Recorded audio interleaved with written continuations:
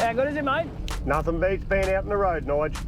The plan to answer this question of best fishing wet season or dry season is all about being mobile. For us, the cars, the boats, they're all set up to live out of.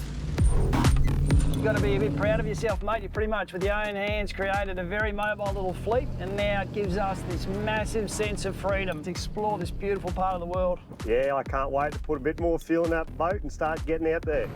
From here on, it's about weather. We just follow weather windows to trying to get to as many different fishing spots as we can to answer that question. I reckon somewhere up here there'll be a turn towards the coast and the next little adventure begins. It's definitely looking interesting ahead. We'll have to jump out and have a bit of a look if we can get around this one or not. There's a deep one. Big hole. Big hole. I reckon she might be a bit tight going up Yeah, won't go that way. around that way.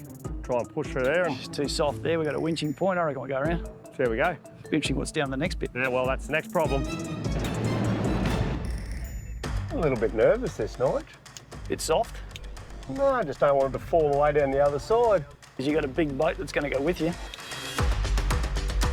Need to try and get this trailer to come pretty straight down here. You're looking good from back here. Yep, I'm now through. Righto, I am coming through.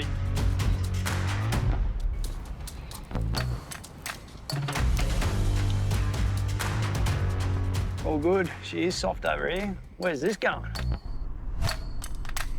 Not liking the view ahead, to be honest. No, we might have, or maybe should have walked a bit further down the track. Whoa. That'd be all she wrote. That's a little bit deep, I think, for anything we're going to be trying to participate, unless you want to launch the boat and go fishing. No. Well, we knew this was going to be an issue. Wet season access. Some serious water going across the road. Well, the reports were this road was open, so Yeah, nah. it's definitely not. But, yeah, this stuff comes up. This could have been rain up the hills further along. Everything's banked up, so it doesn't take much water somewhere else to flood these rivers. Turn and burn. Turn and burn. All right, let's do it. Righto, here we go. Top's good, bottom's not good, so you're gonna have to really punt it. I'll come over and have a look, eh?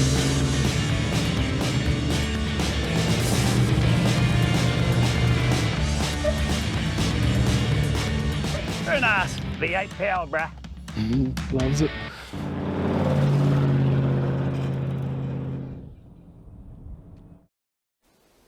I think my aircon is officially done. I was getting these little bursts of aircon sort of every now and again, bit of intermittent action, and now there's nothing. I haven't had anything for the last hour and a half, so I think the aircon is no longer. Did I tell you that I'm about as cold as your fridge in here? A couple of times. It's also very comfy in the front of this Land Cruiser. You should see the sweat coming off me at the moment.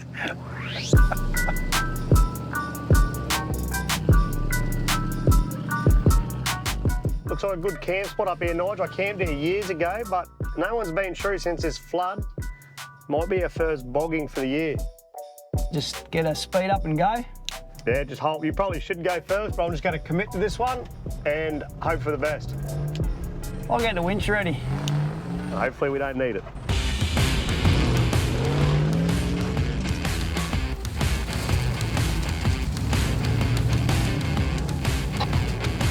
In trouble? Yeah, a little bit. Oh dear, I'm coming. I think I might have done a hose or something. Yeah, I didn't know if that was dust coming over your car or steam out of your bonnet. Yeah, I might have done a radiator hose. Fabulous.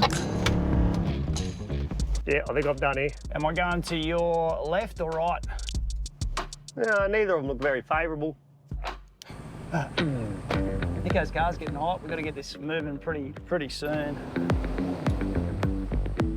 It's tripping out. I just got to watch my temperature gauge. Righto, pressure on now. Just for the record, is this another time the patrol's helped you out? You want Just to saying. tow the boat? No.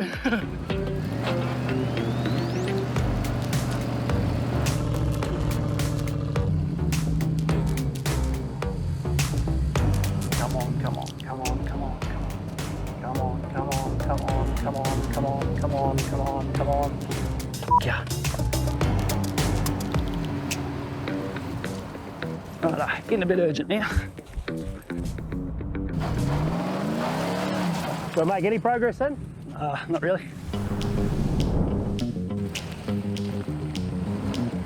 You ready? Go for it.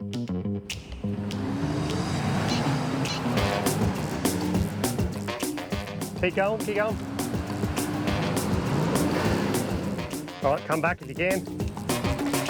I'm just going to try and roll back a little bit. And come back again. First bogged attack in Australia. Turns out the soft sand's a bit softer than we thought it was going to be. And again. I'm getting a little bit every time. Probably could have let our tyres down and done a few other things, but once that coolant started leaking out of my car, I wanted to get back onto some solid ground before it became too big of an issue. I think I've sorted the problem out in the car, but not the way I want to spend the afternoon. All in the search for campsite. All in the search for campsite. I think I'll just keep poking back up this road. I don't you want to camp there? Oh, it was next level hot down there. And the funny part is, when you put it on TV, some people will say, oh, they just went there to get bogged. No, Nico and I are not fans at all of getting bogged.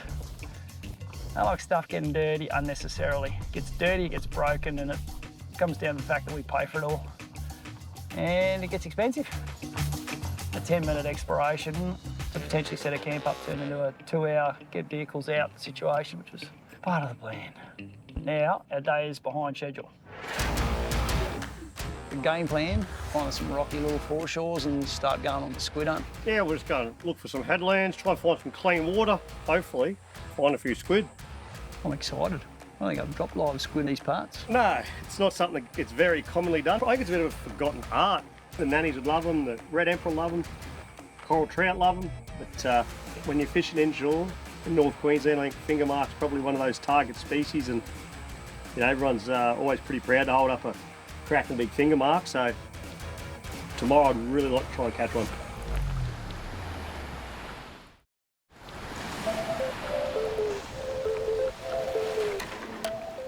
Today's about exploring the inshore waters where there's lots of learnings to be had, particularly when, Nico, there's a lot of water has recently come into these parts of the world. Yeah, we've had a big fresh influence, and we've noticed around all these headlands, there's a lot of squid getting around, and we figured go with the flow. It's telling us something, it's telling us that there's lots of squid in the area. Why not target some demersals and live squid baits? That's a great plan, but the one little problem is we're not the best squidders in the world. This could be the hardest part of the day. Yeah, catching the fish are easy. Whenever we have a squid session, we have a lot of fun. Yeah. Got him? Terrible squid fisherman. Definitely not my strong point. Oh yes, got that one. But when they're this thick, even I can catch them. Prime bait size one too, this one. Great bait size. They're not the hardest species to catch, it's more about finding them. In this case, we've found some good concentrations, sitting a little bit off the shore. It's low tide, which means the squid have drawn back from those shallows into some slightly deeper stuff, and there's a little run of shallow reef here and a channel before it, and these squid are all pretty much waiting here, I think, for the high tide so they can get up and feed in the shallows. And we found that spot where there's a concentration, and we're just casting little squid jigs, orange ones, right up into the shallows, twitching it out, and as it comes to the deep water, these squid are pouncing on it. I've never seen squid like we have after this rain. Squid behind it, out the back. We know they come around after the rain, but this big wet has just been producing massive numbers of squid up here in the tropics. Just let them sit in the net, get rid of their little ink stores. Anyone that's been properly inked knows it's not the greatest experience, and it's kind of hard to get off boats and people. We were getting one after the other, which quickly racked up the baits. Masters of disguise. Just look at that, and they change colour by the second. They obviously get a whole lot bigger than this, but this is perfect bait size for us, exactly the size we wanted.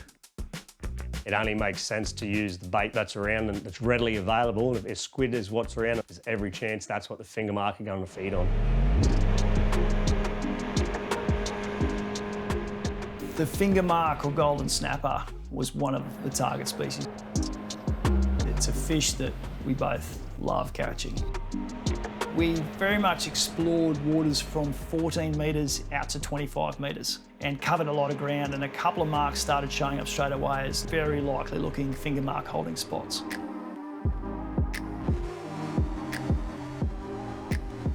That didn't take very long at all. Not sure what I got. It feels like a cod. Actually looks like a cod. It's a little gold spot. That's okay. Not the desired species, but it just goes to show my sounder interpretation was correct. Nico's exceptional at finding fish on a sounder. I think it's a passion of his to learn about fish by what he sees on a fish finder. That's a lovely little gold spot cod from a freshly found wonky. Any angler becomes better when they start getting good at sounding fish. We're just starting to get a bit of life coming up now. Looks very good there. I actually really like the look of that. In tropics, Nico has spent more time sounding than most people have fishing, I think. We're right in the hole there. He very quickly knows what structure is holding fish and very much what the sounding is. So what type of fish the sounding is showing. So he'll look at it and say, that's nanny guy, those are trevally, those look like mackerel, that looks like finger mark. Here we go. Found a likely looking bit of ground now and 20 odd metres of water. And the plan now is to get our live baits into action. So the sinker's going to get you down there, 2 hooks together. The nose hook will pin through the top of the hood of the squid, and then the other one will pretty much secure the bait and allow it to swim as well. So squid on, down the bottom, we'll see what we can find here. Here we go, here we go, here we go. Give him some line, give him some line. Let him eat it. The first drops, both had hits. Here we go. Oh, Good bite. There's fish down there, there's fish down there. that was a great bite, that one. I got a squid chopped in half really quickly, good sign of a finger mark bite, and I missed it. Might be the end of my squid, I reckon. Dunk, chopped in half. They have the nickname Chopper as well, the old finger mark. Let's see why. Our rigs were slightly different, and I was fishing heavier, trying to get directly under the transducer beam, whereas Nico's really good at feeding baits out. They can be very finicky the way they bite. Oh, he just got that off the hook. Gotcha. He's bitten part of it in half. I'll just see if he comes back. Yeah, good, Nico. Yep. Yeah. Oh, the big body rolls. Sometimes putting that extra effort in to catch live bait can be the difference between a successful day out in the water and coming home with an empty esky. His second or third drop down, he's connected hardcore and getting stretched. There's one type of fish I just absolutely love that aren't nanny guy, and this is them. When it came up, it was the right colour. Yes. He's a beautiful Solid fish. fish. Beautiful fish. Beautiful fish. Oh, yes. He's literally just hooked. When you think about tropical inshore species, the finger mark or the golden snapper rate very highly, and I never tire catching these things. They're one of my favourites to target. Great big distinctive fingerprint on their back, which is what gives them their name. It's a major defence mechanism for these fish, making predatory fish believe it's an eye. Very slow growing fish.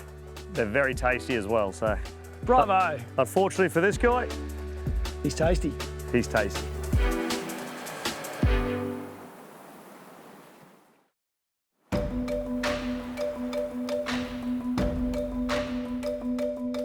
We're working through the spots, new locations. The afternoon's starting to come on, the tide's just about to turn, so hopefully we might start seeing a little bit of action. It's on the bottom too. Yep. That's better. That's better. That's Come on, better. Huh? Come on. Yes, Nico. Yes. I think with Nico and I, there's always a competitive edge. Felt good at the start. I was starting to actually lean towards the Trevally, but nevertheless, it's always good to put a bend in the rod. It's not so much about winning the game in terms of catch the biggest fish, catch the most fish. It's more you don't like to let your mate down. He's giving it to you the whole way. Yeah, look at him in the He's a water. bludger, this one. Proper bludger. So he's a Trevally species. I love fishing with Nige. It's plenty of banter on the boat. Welcome aboard, mate. Welcome aboard, Nige says. Welcome aboard. About to catch fish. Get the fish. I've got a fish in my hand. You can finish that one off, Nige. We give each other a hard time, but we really do play off each other's knowledge. This is my little sneaky rod I had out, the very light one. Talking to bludgers, how's a bloke that just leaves his fish in someone else's hand? He goes running off with about the 4 rods he's got stacked around the place. Where do you think this is? It's all about proficiency. You like to let your fish go, speaking of bludgers. Nige comes from a journalism and tournament fishing background. Right, bludger, 1 and 2. Say goodbye to the other bludger. I come more from the guiding side. Still there? Yep. I've got to guide people in some of the best locations in the country. up at Cape York and over in Arnhem Land and Northern Territory. Finicky, haven't they? Very finicky. Today? Oh, yes. And yes. Yep. Here we go. The baits just got very nervous then. Very nervous baits. There's nothing easy about finger mark. They're a funny fish. They bite very aggressively at times. Oh, no. Sharked? No, just pulled the hooks, I think. No. Or they can be the most subtle peck that you've ever felt. They've been very fussy the last 30, They have 40 been minutes. extremely fussy. The faintest movement on your line, that'll be them testing the bait, and that's when you know that you're gonna have to be very smart about the way you hunt them that day. Oh, it's a big brassy, is it? Yeah. They definitely didn't want to play the game. There's every chance. That's probably what I pulled the hooks on as well, because they do swim in big schools. He's had a little bit of... Something's had a bit of a look at him. Something's had a bit of a go at him somewhere along the way. Not really our most desired species, but you know what, it's a bit of a warm-up, a bit of an interlude between bites from finger mark and nanny guy, whatever else lives out here. They keep you on the game. They're a beautiful fish. Off to your school, mate.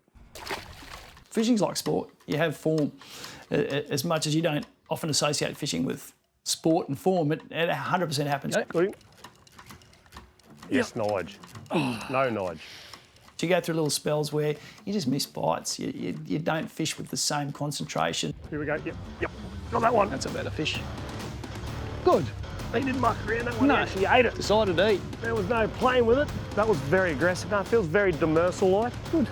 Big tail beating. A few big tail beats. I don't want to call it too early, but... You can see colour.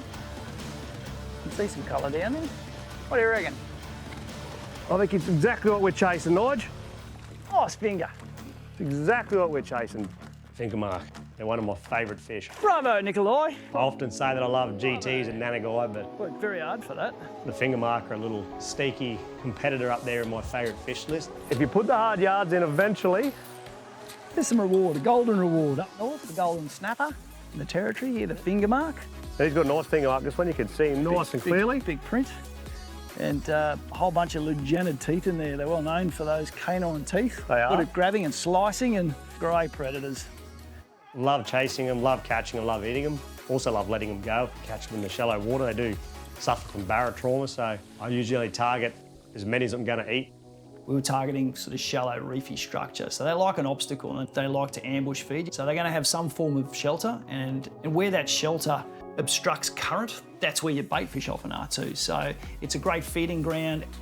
They just like little isolated rocks, little patches of gravel. They're a real grazing sort of fish.